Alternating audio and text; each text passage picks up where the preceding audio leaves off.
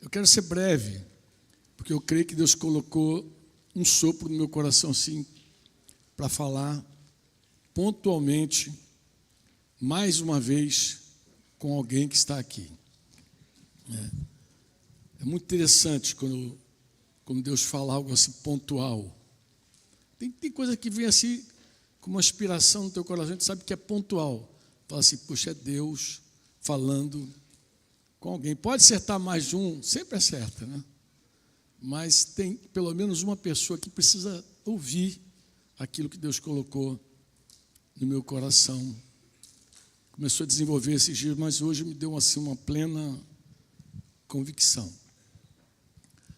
Eu não sei você, mas eu me sinto assim muito incomodado com algumas coisas pequenas da vida, como ter uma pedrinha dentro do sapato. Não sei como é que você lida com uma pedrinha que está te incomodando, você fica... Eu não sei se você é do meu tipo, assim, um tipo chato, assim, que fica assim, meu Deus, o que é esse negócio aqui? Até tirar do pé, bater, para ver se não é um escorpião lá do sertão. Você fica ali. Eu sou assim, se tem uma... Esse dia eu cortei aqui a unha, acho que não ficou muito bem cortada, e de repente começou a dar aquela dorzinha, como se a unha quisesse encravar, sabe? Aí toda hora fica passando a mão dele e falou, para com isso, falei, deixa, Deus. Está viajando, ainda bem que ela viajou, não viu eu sofrendo esse dia. Mas ela acha que eu fico, né, mexendo com a coisa, espizinhando a coisa, né? Mas eu me incomodo bastante com... agora tem um... O som está saindo daqui, não está saindo daqui não, mas vai se equilibrar. Eu me incomodo muito assim com essa coisa do... Quando toca, quando mexe, uma etiqueta na roupa. Pensa na etiqueta na roupa. É chato, né? Quando ela começa... Você fica... Eu sou assim, todo inquieto com essas coisas, né? E, claro, desde criança, a gente brincando, sempre arruma um espinho para meter no dedo, no pé, em algum canto, e aí também é chato. Eu ia falar outra coisa aqui, mas eu acho que talvez alguém não aguente, mas eu vou falar aqui. Bicho no pé, vocês já tiveram bicho no pé alguma vez? Rapaz, só peguei bicho no pé lá em Brasília, depois de adulto, cara. Eles vão me meter num retiro lá em Brasília, no meio daquela terra vermelha, e um dia eu voltei com o pé coçando. Cheguei em casa, estava com um irmão lá em casa, que por acaso era cirurgião, era médico, ele falou assim, peraí, deixa eu ver o que é esse negócio. Aí descobriu que era um bicho no pé, aproveitou e fez logo uma cirurgia, arrancou o bicho no pé. Eu falei, pô, nunca... Aí toda vez que eu vou para Brasília, que eu estou em retiro lá para aquela região lá, eu meto calçado, eu não fico mais de chinelinho, mais no pé, eu gosto de chinelo. Mas incomoda muito, né? Mas eu quero falar de algo mais sério, algo que penetra mais profundo em você, que pode ser no corpo, mas também pode ser na alma. Pode ser na alma, algo que está te ferindo na alma. E eu não sei, de verdade, como você lida com isso. Eu creio que ninguém, absolutamente ninguém, fica confortável quando você tem, por exemplo, vou usar uma expressão aqui paulina, um espinho na carne. Quando você tem um espinho na carne, né, não é confortável. Eu sempre fico pensando que espinho era aquele. Acho que todo mundo que lê a Bíblia e vê a história de Paulo, em algum momento fica pensando assim, mas exatamente que espinho é esse que está na carne de Paulo? Né? A carne, ele fala no ego, na alma, né? Não era algo físico, não era algo que pudesse o médico tocar, era algo que não era físico. Em algum momento ele compara uma tortura do inferno. Falou, como se o diabo enviasse um mensageiro aqui, ele me desse uns tapas na cara, né?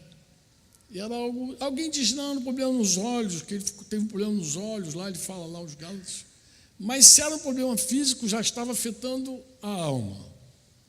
Porque muitas vezes também acontece na vida que um problema físico começa a afetar a tua cabeça. Eu também costumo isso dizer Gosto de falar para meus irmãos, quando eles estão atravessando algum problema de saúde, eu digo, cuidado, para isso não afetar a alma. Aí tu vai ter dois problemas, o do corpo e da alma, e pode ter até o problema também do coração, do espírito, do pneuma. Então tenha todo o cuidado para isso não ir aumentando na tua vida. Mas Paulo, ele sabia pelo menos duas coisas, ele sabia. Ele sabia a causa do espinho. Como assim ele sabia a causa? Ele sabia, ele explicou claramente que aquele espinho ali, ele arrumou porque ele foi elevado, ele foi exaltado, ele viu coisas maravilhosas da parte de Deus. Deus revelou a ele coisas que ele disse que não era nem lícito falar com os homens as coisas que Deus revelou a ele, mostrou a ele. E por conta disso, disse ele, aí Deus, pimba, meteu-lhe um espinho na carne dele. Por conta disso, então ele sabia que era por conta daquilo. Mas ele pedia a Deus para tirar. E orou por muito tempo, falando, Senhor, arranca de mim esse negócio, porque não é uma coisa que você possa tirar a blusa, cortar a etiqueta, tirar o sapato, bater a pedrinha. Não é algo simples, é algo que só Deus pode fazer. E Deus deu uma resposta para Paulo. Então ele descobriu não apenas a causa, ele descobriu também o propósito daquele espinho. Deus respondeu a ele, a minha graça te basta, ela é suficiente para você, porque o poder se aperfeiçoa na fraqueza. Então ele sabia a causa, sabia também o propósito daquele espinho, por que ele estava vivendo aquele momento. Com isso eu quero dizer o seguinte, eu não sei o que você está vivendo, mas não despreze a dor, não despreze o sofrimento, não despreze, de verdade não despreze. Eu sei que é difícil, porque na vida é assim, como meu filho da lei falou aqui, meu genro, né, Rafael, ele disse, nós estamos em luta, somos um exército, Deus nos adestra para a vitória, até quase que eu saí pulando ali, né, persegui os inimigos e os alcançados.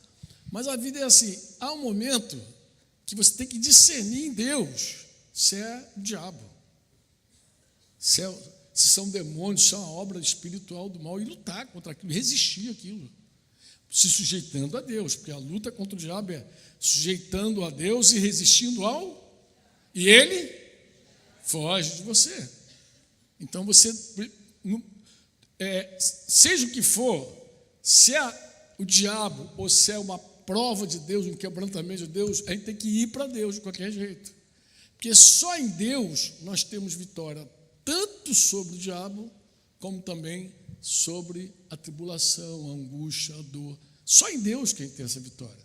Então, com o diabo assim, você se sujeita ao diabo e sujeita a Deus e resiste ao diabo. Não é sujeitar ao diabo e resistir a Deus, não. Você que tem gente que troca a ordem literalmente, tem gente que se sujeita ao diabo e resiste a Deus. Mas se sujeita a Deus e resiste ao diabo. E o diabo vai fazer o quê? Vai fazer o quê? Vai meter o pé. Mas é o diabo. Ele ruge como leão, mas ele não é leão. Leão é Jesus. O leão da tribo de Judá que venceu se chama Jesus o Cristo, aquele que morreu e ressuscitou, é Senhor. Ele tem todo o poder e toda a autoridade. Então, o que Jesus falou, está falado. Se Jesus dá aquela rugidinha dele, aí o diabo já está lá, cantando pneu já há muito tempo. Então, você se sujeita ao Senhor, sempre. Amém? Sempre ao Senhor. Mas e quando a obra é de Deus? E quando o espinho é do Senhor? Tem que ter esse discernimento também. Você não pode dizer assim, poxa, né? Meu pai, como é que vai ser? E esse dia eu estava conversando com um grupo de pastores, líderes também, e surgiu um assunto lá por causa dos textos que eu escrevo todas as manhãs, né? Sempre tem um irmão mais curioso, né? E estava lá um irmão, inclusive, que está passando por um momento de enfermidade, de prova, que já foi colocado lá no grupo, nosso grupo da igreja para orar, mas ele falou assim, não, Mas Deus também endureceu o coração de Faraó. Quando os irmãos usam esse argumento, Deus endureceu o coração de Faraó, é para dizer o seguinte, que Deus, ele criou algumas pessoas para fazer o bem e criou algumas pessoas para fazer o mal. Vaso de ira, vaso de meus. Os irmãos usam essa terminologia toda aqui. Eu não vou entrar nessa teologia, não, mas eu quero te falar algumas coisas assim que eu julgo muito, muito importantes, né? Eu quero ler Romanos 9, 18, uma declaração de Paulo aqui nessa carta, mas eu quero chamar a tua atenção para essa verdade. Logo, Deus tem misericórdia de quem quer e também endurece a quem Ele quer. Esse era o ponto que o irmão pegou, né? E Deus endureceu lá o coração de Faraó, porque Ele endurece quem Ele quer, tem misericórdia de quem quer. E eu sei que muita gente leva isso e diz assim, não, Deus criou o homem, uns para, né? Como o Modesto usou muito bem lá, o Modesto estava nessa reunião, o Modesto não é mole, não. Eu usei uma metáfora tão suave, né? Eu falei assim, Deus pode pegar o barro aqui, o oleiro, né? Não, estava falando do direito do oleiro, e fazer um vaso aqui para, sei lá, para colocar uma plantinha, um vaso, outro para, sei lá, para um fim menos honroso, né? Aí Modesto já falou assim, não, Deus pode usar o vaso para fazer, um oleiro, não era Deus, o oleiro pode usar o barro para fazer um vaso, beber água e um pinico. Eu falei, é uma metáfora boa mesmo, Modesto. Peguei a metáfora dele e já falei, é verdade, pode ser, é tudo barro, né? Um pode ser para fazer comida, outro para fazer xixi, né? Pinico, talvez os mais novos nem sabem o que é pinico, né? Sabe o que é pinico? Depois tu vê lá no Google o que é pinico. Mas os fins, claro, o principal é a gente saber o seguinte, irmãos, Deus, Ele criou o homem. Na criação de Deus, diz a Bíblia, Deus não fez nada para ser um caos. Está escrito. Deus não fez nada. Por quê, Franco? Porque toda a criação de Deus, já cantamos hoje, ela existe para a glória de Deus. Para a glória o quê? Glória o quê? A luz maravilhosa, um raio. Não, glória é você cumprir, é você mostrar a Deus, é revelar a Deus na tua vida. Então alguém glorifica a Deus quando ele mostra a Deus por meio do seu comportamento. A Bíblia diz que um cristão, um discípulo de Jesus, ele deve glorificar a Deus tanto na vida quanto na morte. Então não apenas você glorifica a Deus, mostra a Deus quando você vive. É tão poderoso que você também pode mostrar a Deus enquanto você morre. Quantos me entendem, quantos creem? Pode dizer assim, amém. Você tem certeza disso, que você pode mostrar a Deus tanto na vida quanto na morte? O que você me diz? Bem, Jesus, capítulo 12 de João, versículo 27 a 28, ele diz assim, agora a minha alma está angustiada e o que direi? A oração dele. Pai, salva-me dessa hora? Não. Pois foi precisamente com esse propósito que eu vim para esta hora. Pai, glorifico o teu nome. Então veio uma voz do céu e diz assim, eu já o glorifiquei e ainda o glorificarei. Estávamos lá no aniversário de Zaninha e Pedro lá, e ele estava falando sobre, eu estava dizendo assim para os mais jovens, ele estava dizendo que a conversão que mais me confronta na Bíblia, a conversão que mais me toca, é daquele malfeitor que alguns batizaram de bom ladrão. Haviam 2 homens crucificados ali, um de cada lado de Jesus, todos 2 muito malvados, pode ter certeza que eu estou falando. E se você ler os evangelhos, você vai ver que os 2 escarneceram de Jesus, que os 2 zombaram, mas um deles, caiu em si. Aí, por que essa conversão te toca, Franco? Ela me toca profundamente, porque tem um homem ali sendo crucificado, e ele olha para o meio da cruz ali, para o centro, e vê um outro homem sendo crucificado.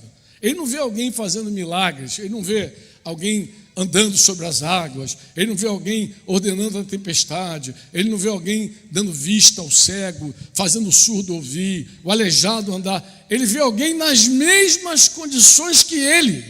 Você imagina você olhar para a cruz do teu ladinho e ter alguém lá igualzinho a você, sofrendo igual, martirizado igual, já tinha apanhado mais do que você. E da onde que esse cara tirou que esse homem igualzinho é Deus? Onde foi? Como é que ele viu isso? Como é que ele enxergou isso? Isso me toca profundamente. Porque Jesus não glorifica a Deus apenas no seu ministério terrenal, vivendo, ele também glorifica morrendo. E aí nós divagamos ali, né, irmão? O Pedro estava falando, eu vi que ali, na verdade, Jesus fez uma oração. Antes desse camarada se dobrar, Jesus fez uma oração. Jesus fez a oração, Jesus falou assim, Pai, perdoa eles, porque eles não sabem o que fazem. Aí a gente ficou pensando, meu Deus, para pensar. E o cara está ali, daqui a pouquinho ele vai falar. Ele vai dizer, nós estamos aqui, ele repreende o outro cara lá. Nós estamos aqui, rapaz, nós temos culpa, nós estamos pagando pelos nossos erros. De verdade, nós estamos aqui, nós merecemos estar aqui, mas ele aqui, ele não fez nada, bem, ele sabia que Jesus não tinha feito nada. Muito provavelmente ele sabia que Jesus tinha sido trocado com Barrabás, que Jesus nem foi julgado para estar ali de verdade, condenado por um crime, nada. Ele não fez nada e está orando pelos algozes. Aí eu pensei comigo, sabe que não era isso que ele precisava? Descobrir que Deus é cheio de misericórdia, cheio de compaixão. Talvez nem ele mesmo se perdoasse dos crimes, das maldades dele. Talvez no fundo ele achasse, eu precisava estar aqui mesmo, nessa cruz. Esse era meu fim. Mas ele olhou e viu alguém ao lado dele, tranquilo, em paz, que ao invés de amaldiçoar, xingar, jogar a culpa nos outros, se defender, orava pelos seus carrascos. Talvez fosse tudo que ele precisasse ver.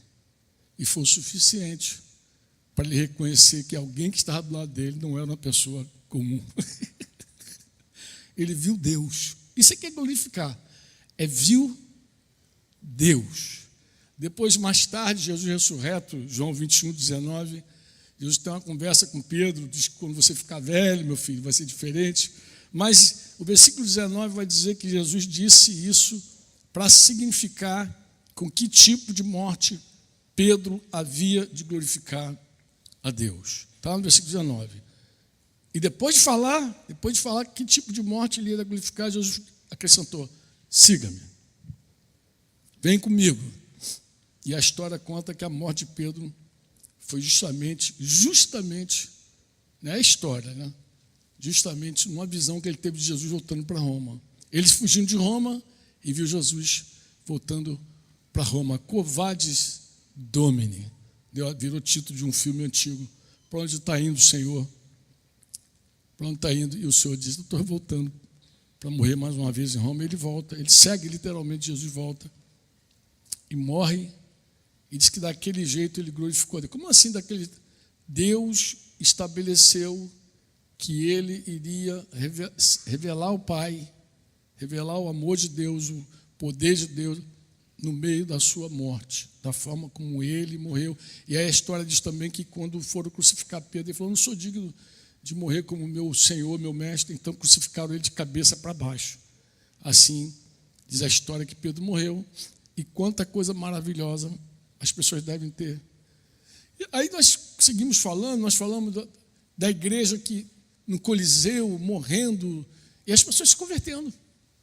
Como é que alguém vai no Coliseu ver gente ser massacrada, devorada pelos leões, queimadas, mortas, e sai de lá convertido? Que mensagem eles ouviram no Coliseu? Eles viram Deus no Coliseu. viram Deus na morte dos cristãos. Talvez alguém nunca tenha visto um ser humano enfrentar a morte louvando, cantando. Aí quando vê, fica, meu Deus, que fé é essa? O que essa pessoa... Bem, uma mensagem tem. E um cristão, ele vive para a glória de Deus. Você pode dizer amém? Vivendo ou morrendo, é assim, né? Quer vivamos, quer morramos, somos do Senhor. Você diz amém ou não?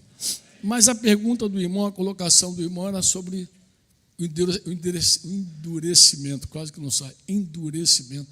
Como é que Deus endurece o coração do faraó, como se Deus fosse mau? E eu estava dizendo para os irmãos, falei, irmãos, olha só, se Deus criou alguém para ser mau, e essa pessoa está fazendo o que é mal, essa pessoa está glorificando a Deus.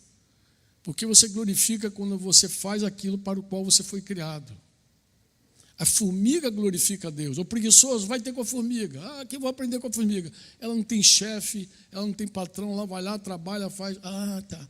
Mas Jesus não falou da formiga, Jesus falou dos pardais para os discípulos, Jesus falou para os lírios, dos lírios, né? Olha, o que eu posso aprender com o lírio? O que eu posso aprender com os pardais? Jesus falou, os pardais não juntam, não guardam, mas eles comem. Parece que Salomão está dizendo, vai aprender com a formiga preguiçosa. Jesus falou, vai aprender com o pardal e fazendo apologia à preguiça. Jesus disse, eu trabalho até agora, meu pai trabalha até agora. Jesus não faz apologia à preguiça, ele exalta o pardal, porque o pardal foi criado exatamente para fazer o que ele faz.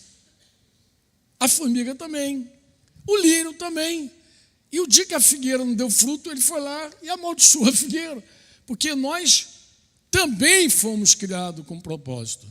E se alguém foi criado para ser mal, eu te falo, a hora que você faz a maldade, está glorificando a Deus. Ah, Deus é mal.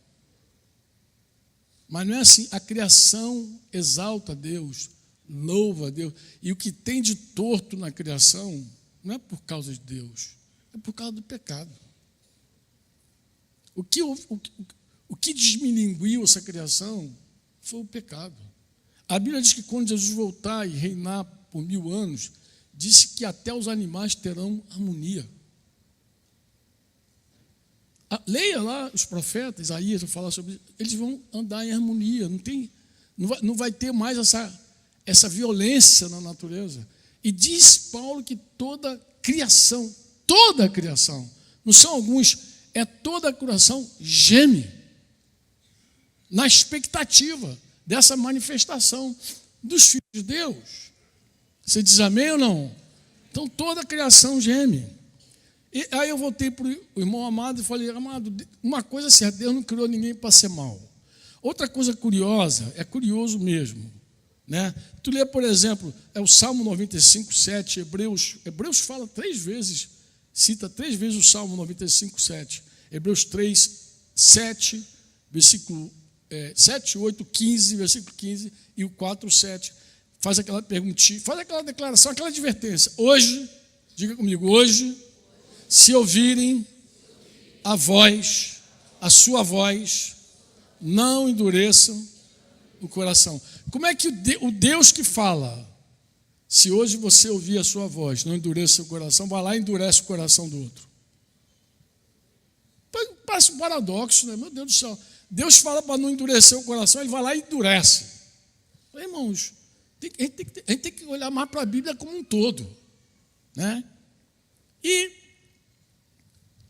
como é que Deus de verdade endureceu o coração de Faraó? Se você olhar a Bíblia, legal, lê a Bíblia. Não, você lê a Bíblia e vai longe. Olha a história, que a história é uma ciência também, e olha em volta de você, tua vida. Olha teus vizinhos. Olha, você já é um adulto, você já viveu o suficiente para ver isso acontecer, isso que eu estou falando. Como é que Deus fez realmente para endurecer o coração de Faraó? Né? Paulo explica isso da seguinte maneira. Paulo explica que tudo começou quando Deus o colocou numa posição de autoridade. Como é que Deus endureceu o Faraó? Primeiro, Deus exaltou o Faraó, Isso lembra a gente de Saul. Saul não era aquele rei malvado que ele se tornou. Ele não era, até se tornar rei. Ele era um homem até humilde. Lembra a história de Saul lá, cuidando da jumentinha do pai? Ele era um cara que se achava o menor da casa do pai dele. Lembra disso? O que atrapalhou Saul? Em primeiro lugar foi a exaltação. O cara se acha o menor, daqui a pouquinho ele tem certeza que é o maior. Tem gente que se acha divino mesmo, é só Deus. Onde é que está isso escrito? Na Bíblia, Romanos 9, 17, vou pegar uma versão NVT, a NVT ainda deixa mais claro ainda, diz assim, pois as escrituras afirmam, mesmo capítulo 9, que Deus disse ao faraó, eu o coloquei em posição de autoridade, com o propósito de mostrar em você meu poder e propagar meu nome por toda a terra. Então a primeira ação de Deus que endureceu o coração de Faraó foi autoridade, foi posição, foi colocar ele. A Bíblia diz que o homem é provado em meus louvores que recebe. Amado, toda vez que você recebeu uma promoção, vigia. Vigia, porque aquilo, ao invés de te tornar mais maduro, pode te tornar mais duro. Pode te endurecer. Então, eu estava dizendo para os irmãos, irmão, ao contrário do que muita gente pensa, Deus não endurece o coração do homem, metendo a mão lá no coração do homem. Parece que Deus endureceu o coração de Faraó, foi lá enquanto o Faraó dormia. Amado, leia a Bíblia, por favor. Não, Deus foi lá moldando. Que isso? Deus não é esse Deus. Não é, amado. Mas, Franco, como é que Deus fez então? Primeiro ele colocou o cara em posição de autoridade. E depois, irmão, você vai ver isso muito claramente, que Deus permite que circunstâncias na vida de Faraó comecem a mover Faraó. Faraó, quando estava com praga, ele estava como? Com as pragas. Ele estava duro ou estava amolecido? Vamos lá, galera, lê a Bíblia. O pessoal que leu a Bíblia. Quando as pragas vinham, como é que ficava Faraó? Parecia até aquele exterminador do futuro. O cara ficava... Tirou as pragas, o que ele fazia?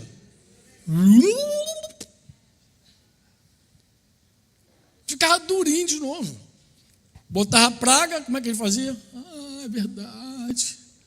Vai embora, vai ali, não leva só, deixa as crianças. Não. Daqui a pouquinho tirava a praga, como é que ele ficava? Ninguém sai, nem uma unha, nem um cabelo, tudo é meu. Então, como é que Deus endureceu esse cara? Endureceu do mesmo jeito que ele fez com Paulo. Se Deus tira o espinho da carne de Paulo, Paulo ia ficar como? Ele que falou. Aí Deus, por amor e misericórdia de Paulo, o que Deus fez?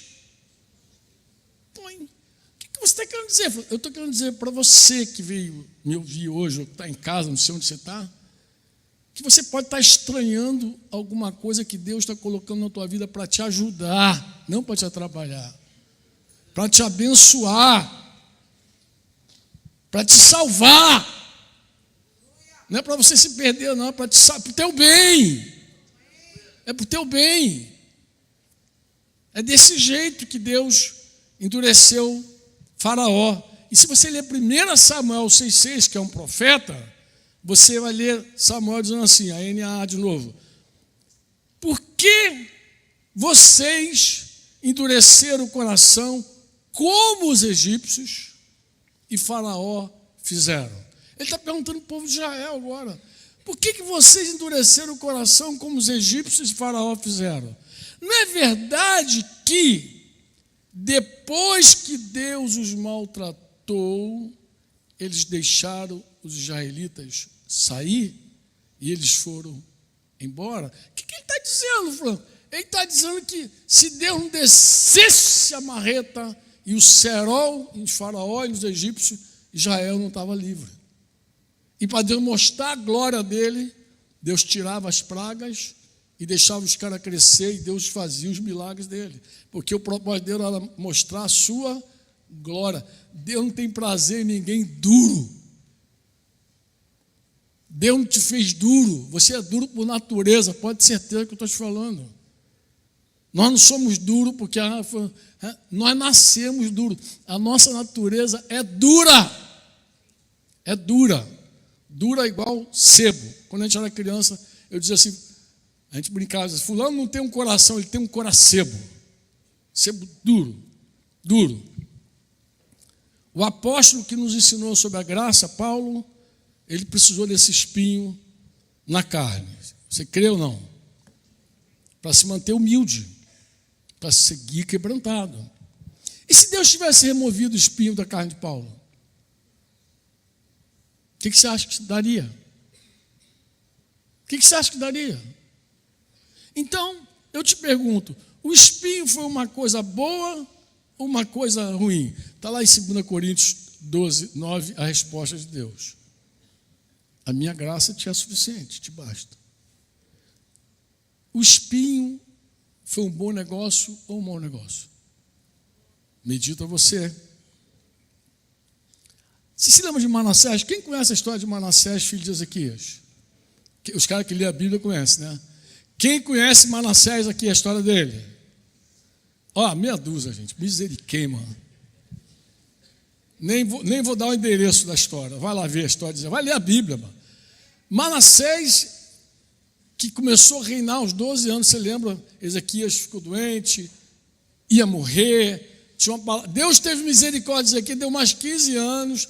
3 anos depois daquela prorrogação ali, ele teve um filho, deu o nome de Manassés, e cumpriu os 15 anos. Ezequias morreu, e o garoto foi para o trono aos 12 anos. E Manassés, meu irmão, pensa num rei malvado da Bíblia, de Israel, é Manassés. Não obstante, tem um pai, um homem de Deus. Mas o garoto ficou marvado demais, era perverso. O bichinho duro. Duro era ou não era? Gente, se você ler os pecados de Manassés, ele queimou os filhos, ofereceu o filho para Moloque, ele pintou os canecos, aquele cara. Mas Manassés, um dia Deus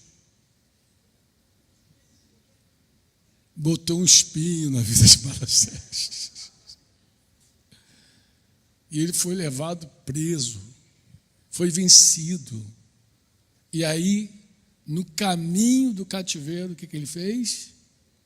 Tchan, tchan, tchan, tchan. Quem leu a Bíblia? O que ele fez? Ele falou com Deus do pai dele.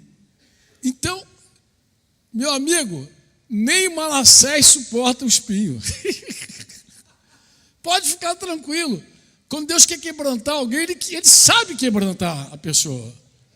E Deus é esse Deus maravilhoso. Então você pega um cara duro, pecador, miserável, igual Manassés, mas Deus foi lá e pimba! E não só isso, o cara orou e Deus ouviu, atendeu e restaurou ele. E ele fez uma declaração de amor para o Senhor. Vai entender um negócio desse. Então não tem ninguém com coração tão duro que Deus não possa quebrantar. Você diz amém ou não? A começar em mim, quebra coração, para que sejamos todos como tu és. O diabo entendia essa dinâmica. Só você vê a conversa dele com Deus a respeito de Jó. Ele sabe, o homem responde ao espinho, ele responde ao quebrantamento. Ele sabe hoje. Então, o diabo, por incrível que pareça, ele não fica feliz quando está sendo quebrantado, não. A felicidade do diabo é te ver duro. É te ver duro, todo poderoso. Foi ele que disse para a mulher, tu serás como Deus. Ele não tem prazer em te ver humilde. Humildade é contra a natureza desse querubim caído. É contra a natureza.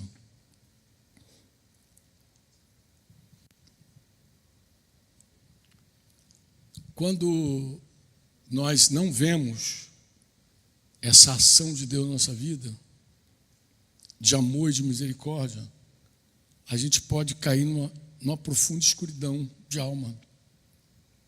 E ao invés de haver um quebrantamento, a gente pode ficar mais azedo, mais duro, por não ver essa bondade do Senhor. É muito interessante isso. Mateus, capítulo 13, versículo 14 e 15, Jesus, se referindo à profecia de Isaías, ele fala com Israel, assim, com o povo contemporâneo dele lá. Assim neles se cumpre a profecia de Isaías. Ouvindo, vocês não ouvirão e de modo nenhum entenderão.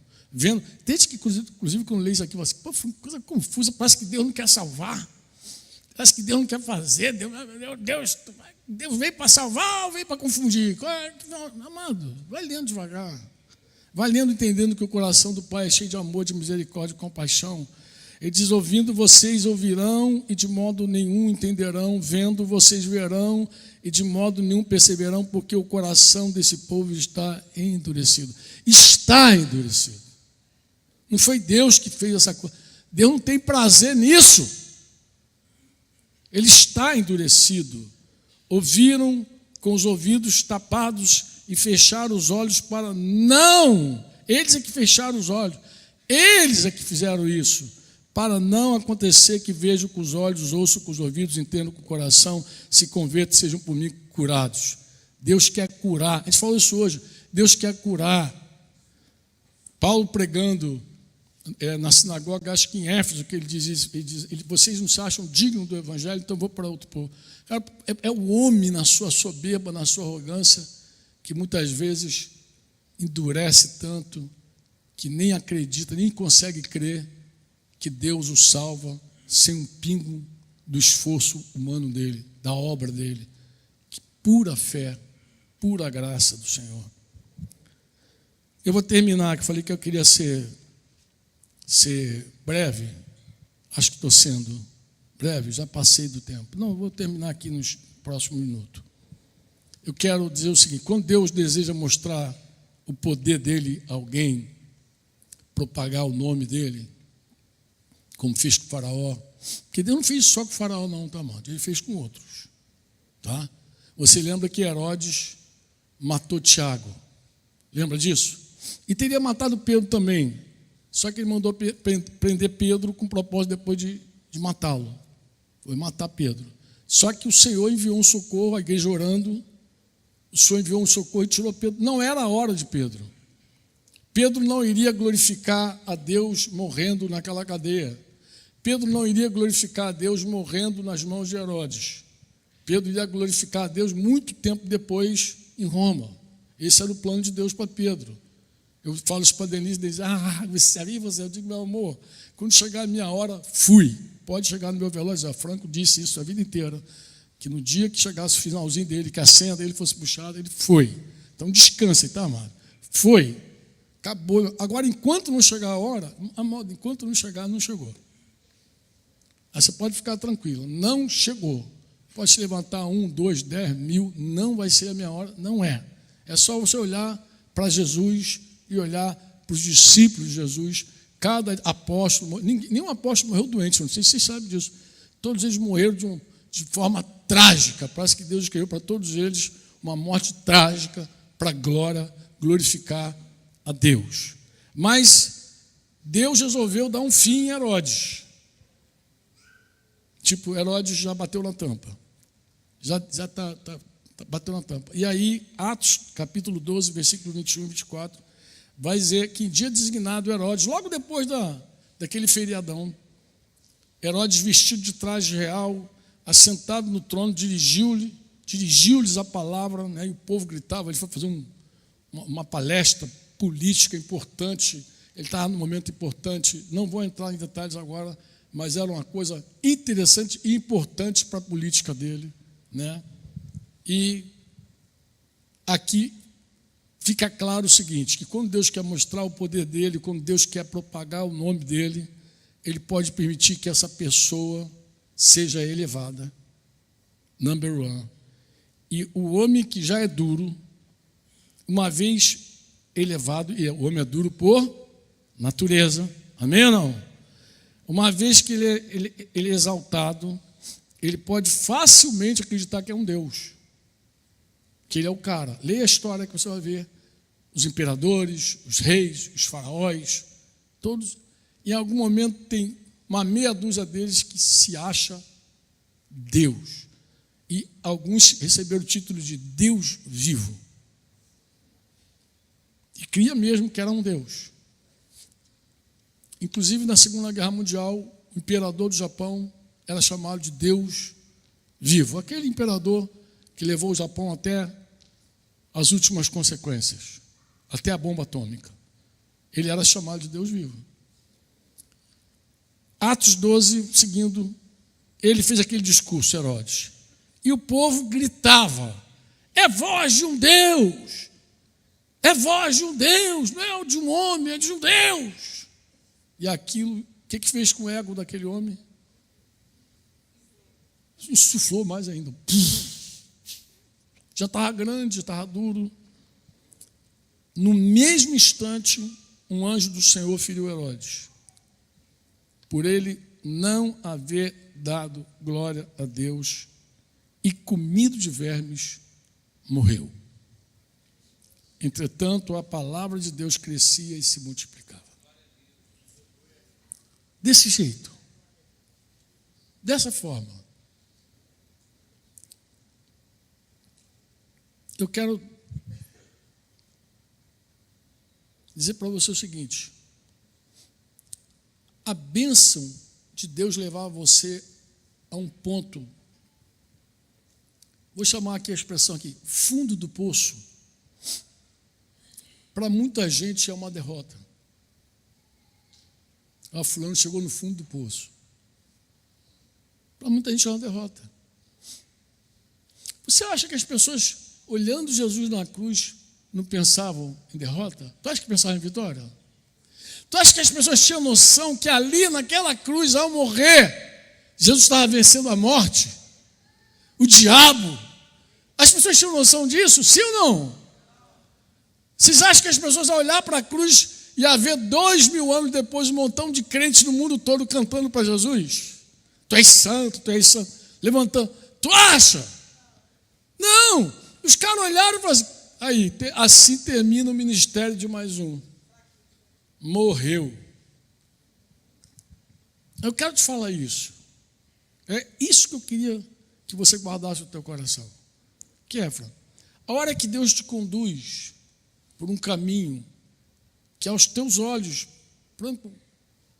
cara, eu estou no fim da linha, eu cheguei no fundo do poço. Eu sei que aos teus olhos pode ser uma grande derrota, mas eu posso falar para você, aos olhos de Deus pode ser só uma vitória camuflada de derrota. Pode ser uma grande vitória. De onde você tira esses troços, Franco? Da Bíblia. Da Bíblia. Você olha para a Bíblia e você vê momentos. Lucas 15, 18, 19. Olha o final, o fundo do poço de um jovem. Olha o fundo do poço de um jovem. Todo mundo conhece essa história, não é possível. Até os caras que não lêem a Bíblia conhecem. Até a galera de pouca Bíblia conhece essa história. Estou falando de quem? De quem? Estou falando de quem? Aí, tem mais coro, tá vendo? Filho pródigo. Tem uns com dúvida ainda. Filho pródigo, não é? Deixa eu ver. Deixa eu perguntar na IA aqui se é, não é?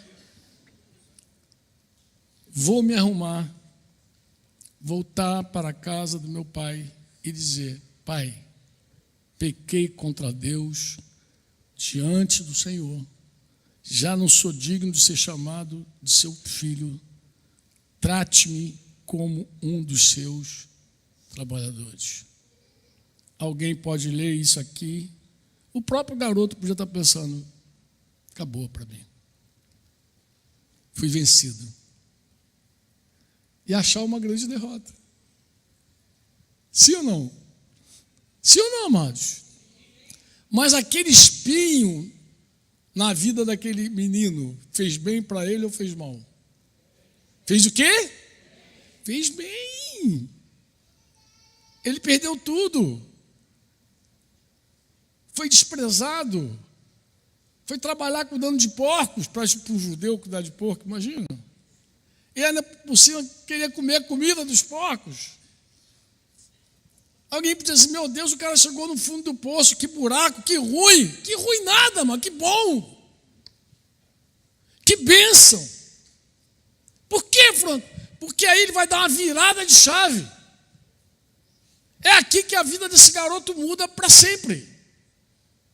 É nesse exato momento. Isso não é falta de misericórdia. Isso é pura misericórdia de Deus, amado. Isso não é que Deus não amou, é o contrário, Deus amou. Deus quis o bem desse garoto o tempo inteiro. Sim ou não?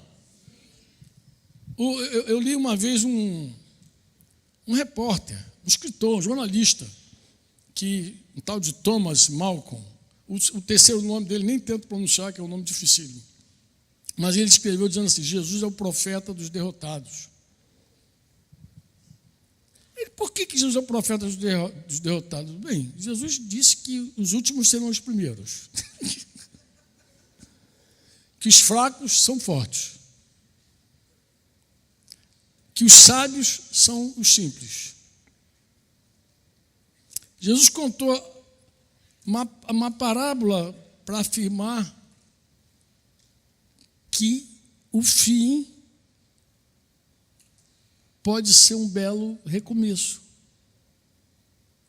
E que a nossa chegada no fundo do poço, muitas vezes, é uma vitória camuflada de derrota. É por isso que Jesus é tido como profeta dos derrotados, do fracasso.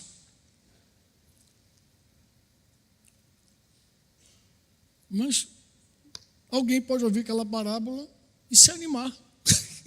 E dizer, pô, não chegou meu fim ainda não. Não chegou teu fim não, cara. É agora que vai começar. É agora que vai começar a tua história. E o que eu preciso? Reconhecer a tua condição, pô. Faz que nem o filho pródigo fez, pô.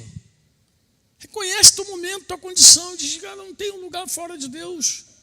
Eu não fui criado para qualquer coisa, eu fui criado para um propósito. É nele que eu descubro o meu propósito. É nele que eu vou saber qual é o plano, o que ele escreveu para mim. Eu encontro tudo nele. Fora dele eu não tenho nada, absolutamente nada. Eu não sou nada sem ele, eu não tenho nada sem ele, eu não faço nada sem ele. É simples assim.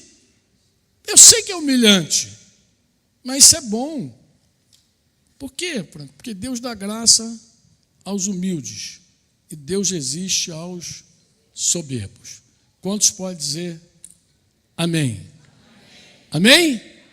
Era isso que eu queria dizer para você. O que você queria dizer? Eu queria dizer isso para você. Eu queria dizer o seguinte: não olhe o teu espinho como coisa ruim. Não fica achando que Deus está com raiva de você.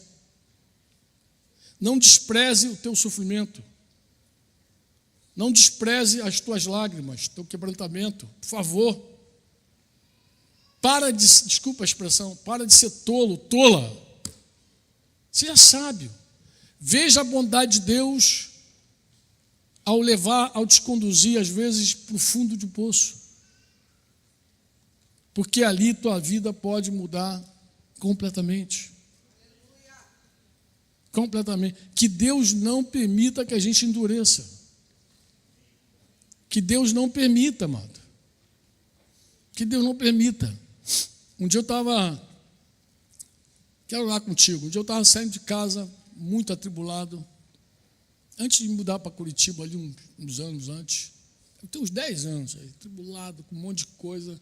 E também vivendo um monte de questões, porque o pastor ele vive os problemas dele e o problema da igreja também. Não sei se você sabe disso. Então parece que a gente nunca deixa de ter problema. É desse jeito, sempre tem problema.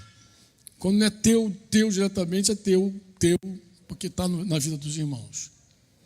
E eu lembro que eu fiz uma oração a Deus, eu falei, Senhor, eu liguei o carro, minha garagem era no subsolo, liguei o carro e falei, Senhor, tem misericórdia, me dá uma trégua.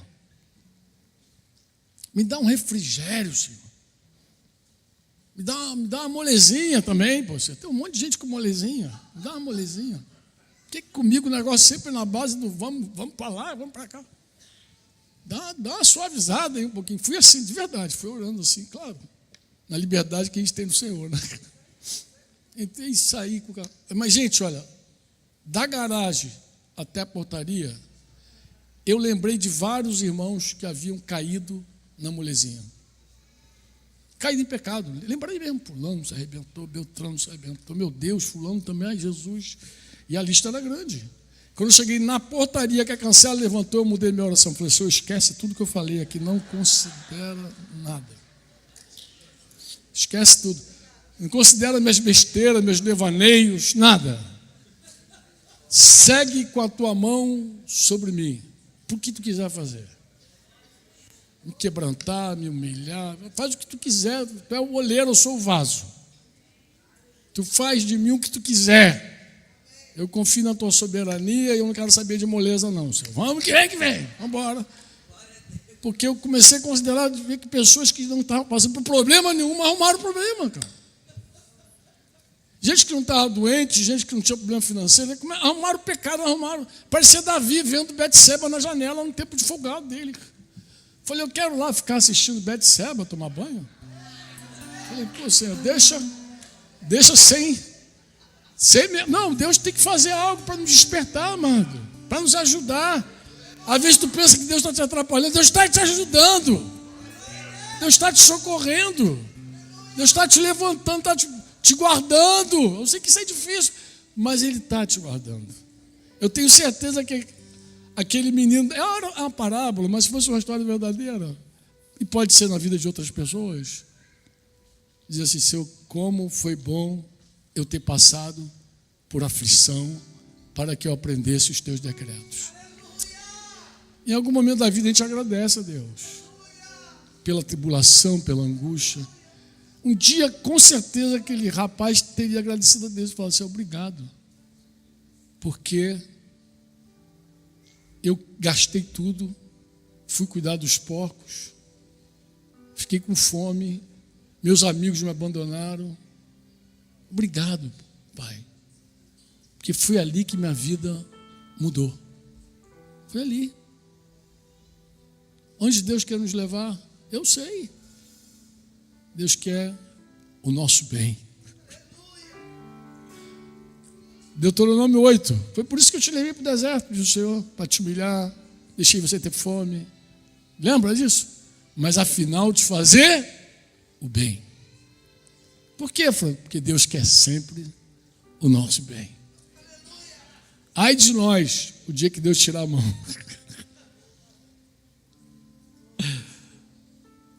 E nos abandonar endurecidos nos nossos próprios conselhos. É a pior disciplina da vida. Vamos orar?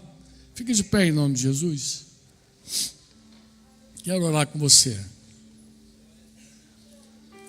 Como disse, eu creio que pelo menos uma vida precisa me ouvir. Uma pessoa que está aqui, pelo menos uma pessoa.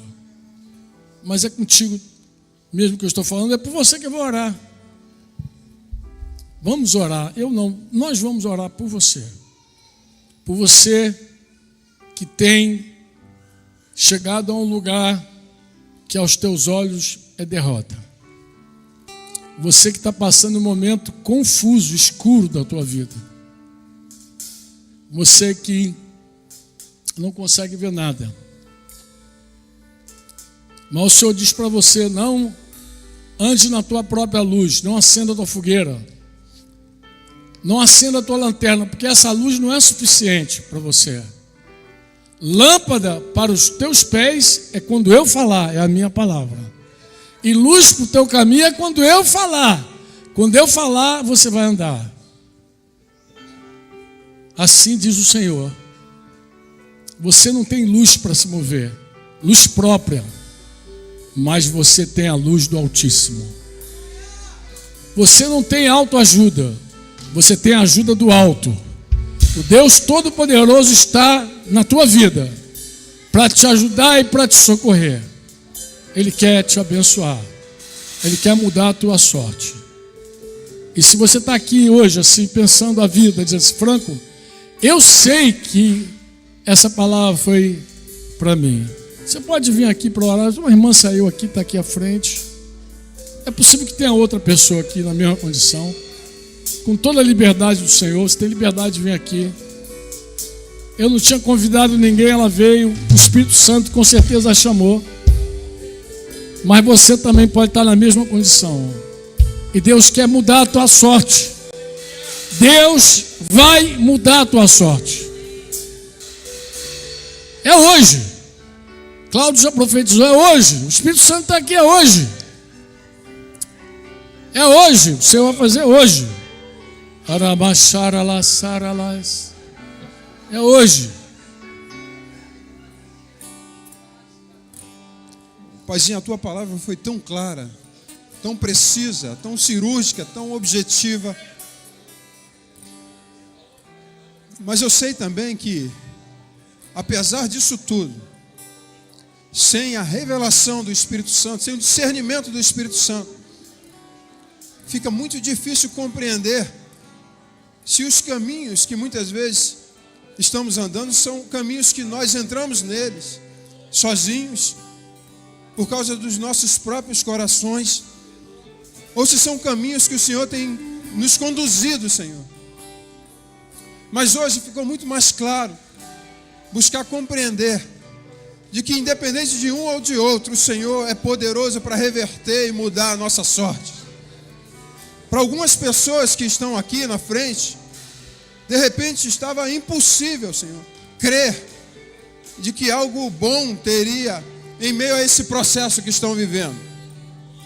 Mas a tua palavra é muito clara quando ela diz que todas as coisas cooperam para o bem daqueles que amam a Deus.